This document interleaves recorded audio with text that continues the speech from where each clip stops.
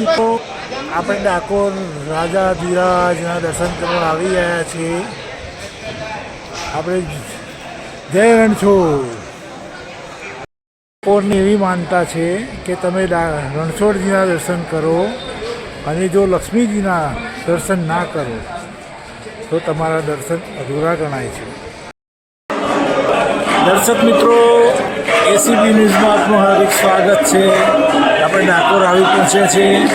એવું કહેવાય છે કે ડાકોર રણછોડજીના દર્શન કરી તમે લક્ષ્મીજીના દર્શન ના કરો તો તમારા દર્શન અધૂરા કહેવાય છે.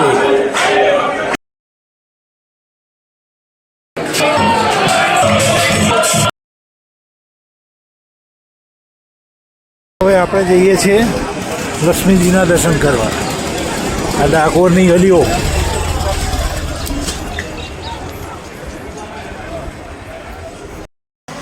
આપણે આવી ગયા લક્ષ્મીજીના મંદિરે.